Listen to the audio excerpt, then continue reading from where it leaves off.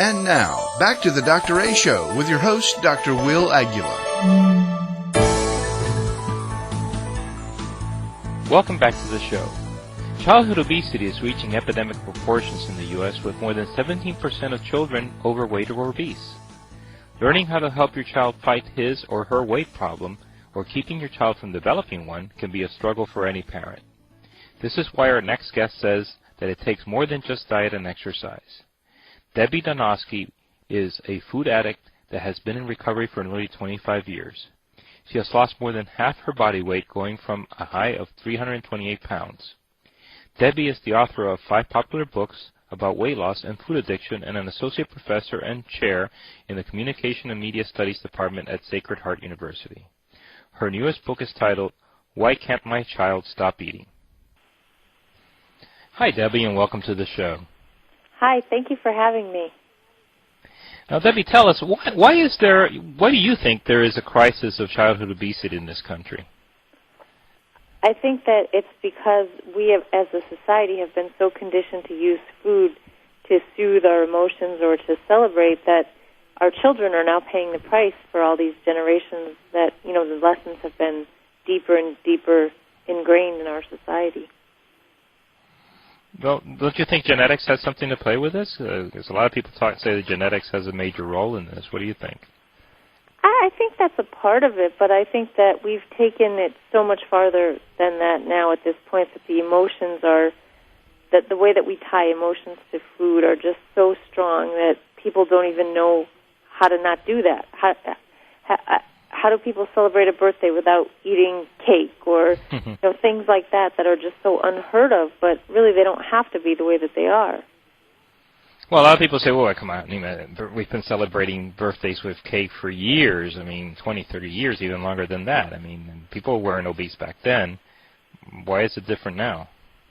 Well, it's a combination of things. It's those ties that get deeper and deeper with each generation, but it's also the fact that we are just bombarded constantly by advertisements and things like that telling us that if you eat this, you'll feel better. If you eat this, you'll be happy. If you, do certain if there are certain kinds of foods that you eat, then your life will just be perfect. And so I think there are so many messages, and we have so much more technology today than we've ever had, and things are going so fast that we don't really have time to think about what's happening and what we're doing.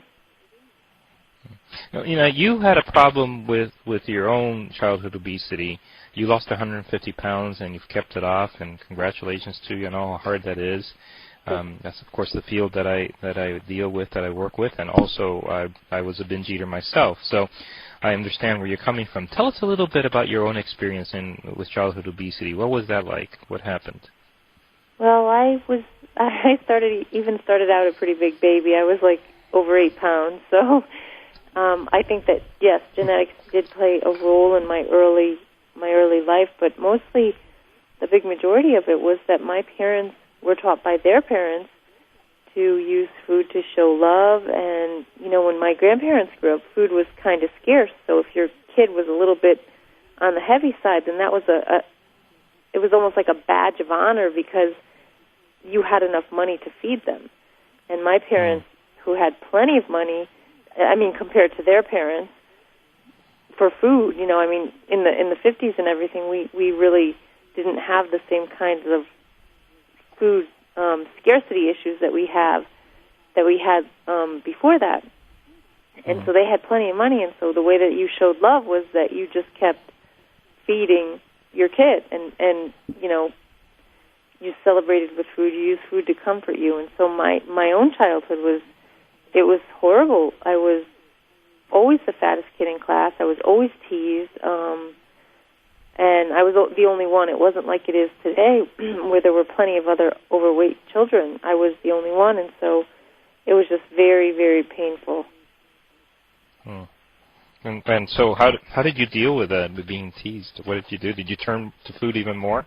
Yes, it was this terrible cycle where I didn't know what to do, and even when I would try to lose weight, I still always turned to food because I believed that it made me feel better. And were there special foods that you liked the most? Do you think you had an addiction to a certain type of food? Oh yes, I've since learned that I actually have a physical addiction. I know not everybody does, but I have a physical addiction to processed sugar and flour. And so my foods were either the soft, creamy ice creams and filled with sugar, or the crunchy potato chips, or almost anything I could get my hands on. Well, and the food addiction, especially to sugar, has been shown in many studies, and a lot of centers, including Yale and the Rudd Center, where they have done studies and showed that the same centers of the brain that light up for cocaine and other drugs light up for people consuming sugar. So and there is such a thing as sugar addiction, and also other foods, like you mentioned, fatty foods will do it as well, salt. It's funny, a lot of the same substances that are in the foods we kind of crave and like, and want to eat in large quantities, because I don't remember ever, when I was a binge eater, or even any of my patients raiding the refrigerator in the middle of the night for some broccoli. Yeah, or lettuce. Usually it's chocolate cake, It's usually a chocolate cake. So there is indeed a relationship of certain types of food with addiction, and of course, if you create those bonds very early on in life, where this is what you turn to when you're happy or sad, or or any of those emotions, and that's what you're going to turn to later on. But let me ask you this: how did your parents deal with this? How did your parents deal with your weight? They mostly tried to either bribe me or bully me, and I don't mean bully like but strictly make me lose weight. Oh, well, we'll do it with you, or come on, why can't you? And a lot of times we just didn't talk about it, and there was a lot of denial because they were heavy. But other times we'd go through these periods in time when it was really just like what they were thinking about, and I trying to get me to take action, and that it never worked. But they were the reasons they were feeding you more, right? I mean, they were wanting you to, hey, go ahead, eat, and at the same time they wanted you to lose weight. Yeah, they're very, very mixed messages, which is very common actually. That they might, I remember at night listening to my father eat potato chips. I could hear him crunching them at night, and I was very, I was such a food addict that I wanted those potato chips, and yet, here he is saying, why don't you lose weight while he's eating potato chips? And now let me go ahead. Sorry. No, and we would do a lot of food-related family activities, which kind of reinforced that message that food is love, food is fun, food is how we celebrate, and so it was. There were a lot of mixed messages. Did you ever remember that scene in the Big Fat Greek Wedding when they're sitting around the kitchen table, and I think Tula was the main character, the lady, the girl that's getting married, and of course everything revolves around food there, and the mother is talking to her about something. They're having some type of disagreement, and she just turns to the daughter and says, "Tula, eat something," because that was basically that resolves everything, right? Yeah, so. Exactly. It'll make it all better. But let me ask you this: if you think that your kid is getting fat, and I know I hate that word fat, but I just want to use it in this context. If you think that your kid is getting fat, should you tell them so? No, absolutely not. I think the best way to go on that is to ask questions. It's when we tell children or even other adults things or how to act or how to behave, it really does backfire on us. And so, how are you feeling about yourself? Or listen to the child and ask questions if the child brings it up, because the best thing that the parent can do is actually set the example. So if there isn't any junk food in the house, then the child has to choose between healthy foods. Or right. If, the parent is exercising or suggesting a family walk rather than, going out to dinner, those are changes the child will make without kind of even knowing it. Mm-hmm. And it's better. And for the most part, and it's a good point, because for the most part, the child can't really get these foods unless you buy them for him. Right, and I mean, maybe the schools have gotten a whole lot better, and even if the child does get those foods outside of the house, being at home, that's and the parent being the role model is much more powerful than anything else. Right. So that's the point I'm trying to make. So the parents may say, well, the kid can get it at school. So what am I going to do? If I eat any better at home, that's not really going to make much of a difference. But what you're saying, and what I know as well, is that it does make a difference.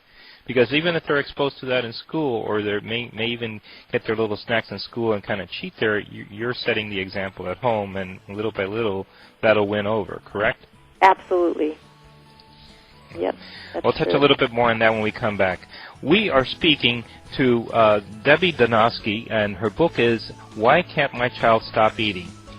What are the warning signs that your child may have an eating disorder? Well, the surprising answer when the Dr. A Show continues. Stay with us.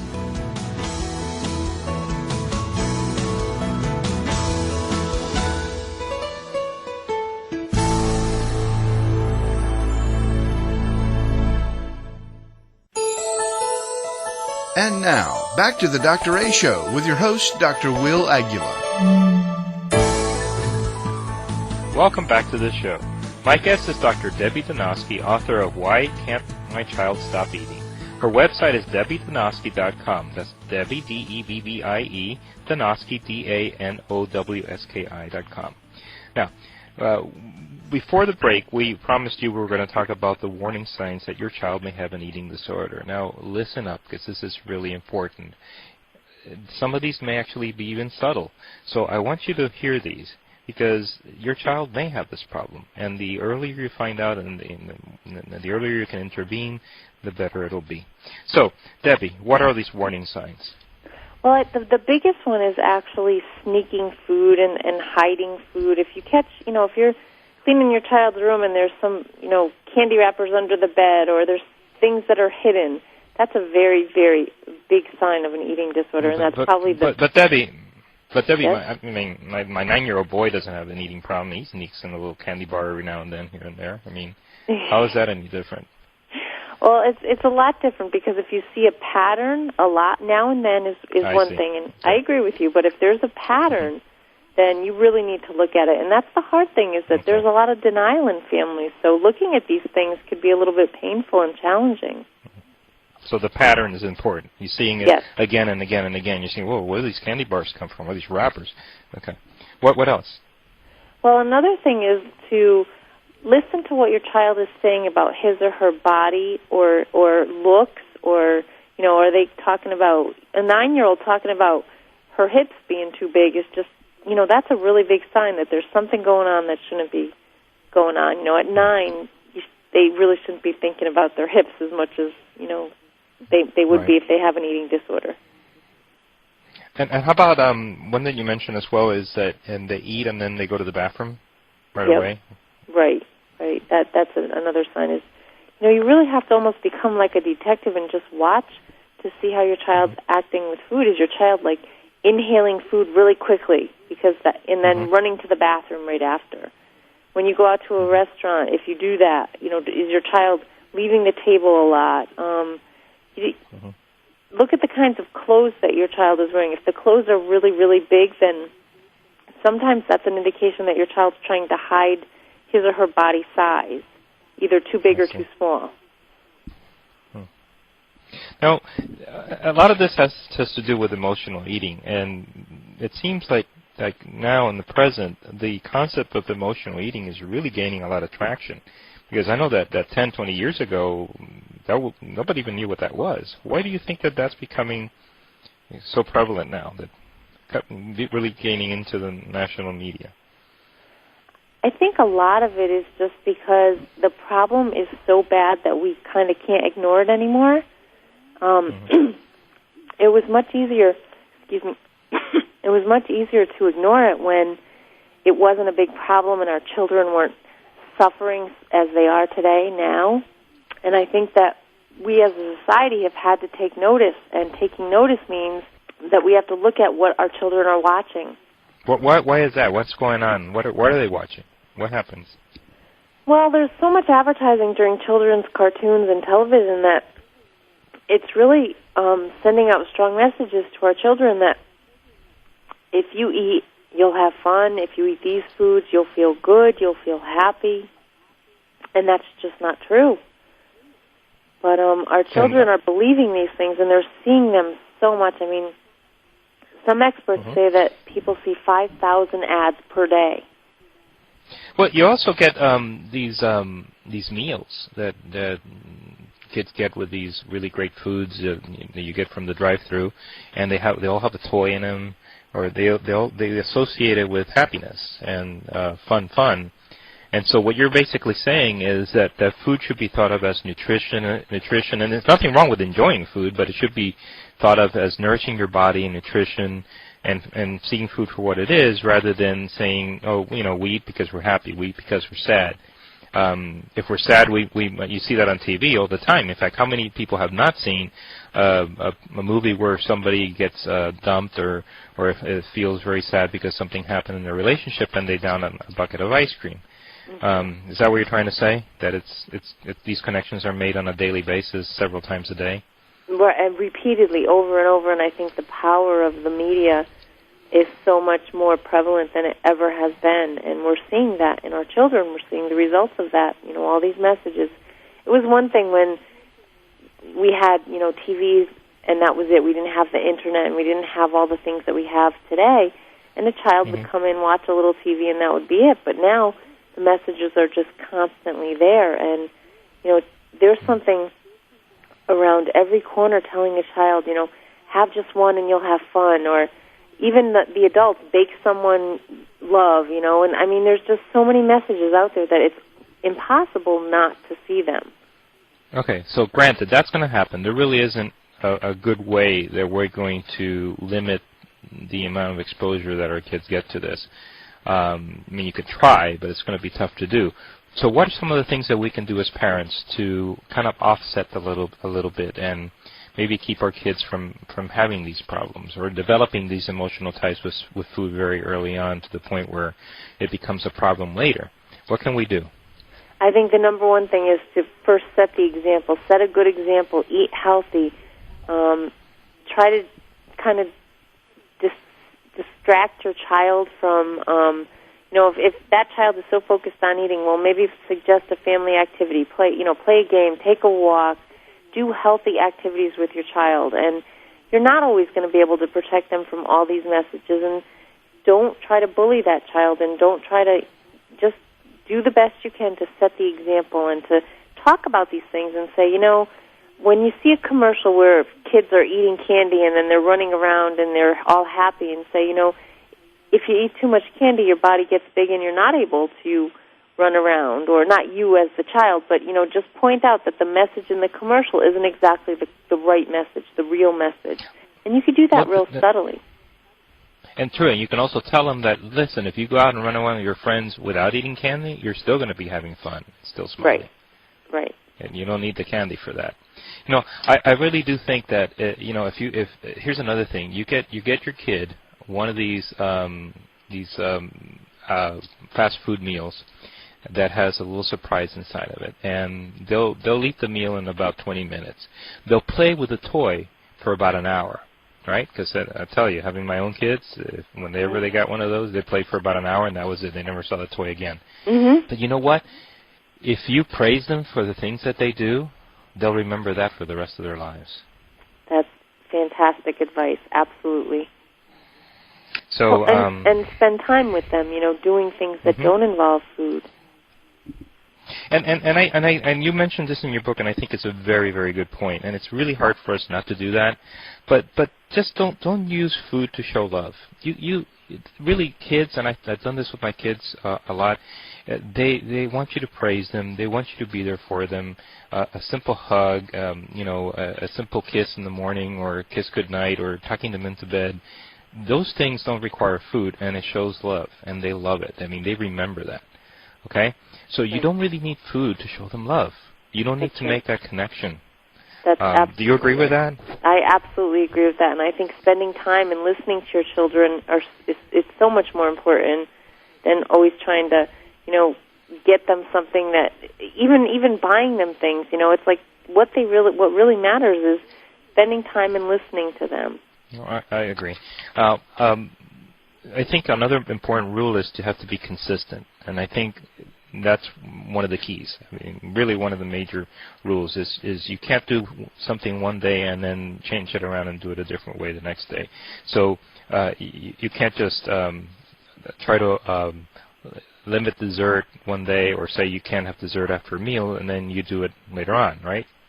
Right, and I think that's very, very important because a lot of people will try to do these big bursts of, we're going to all exercise and run 5 miles one day, and then the next day sit and watch television. And it's all about small changes slowly. It's not about changing the world overnight. You know, maybe you start out by just keeping the junk food out of the house, and you do that for a month, and that's progress, and that's great.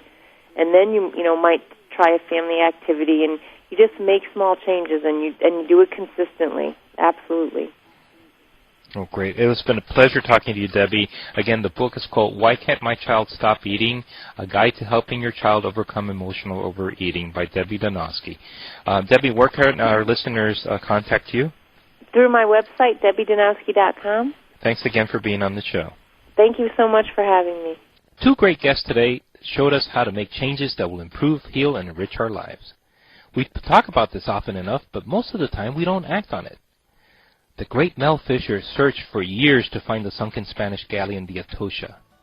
Mel Fisher handled setbacks, overcame obstacles, and reinvented himself on several occasions.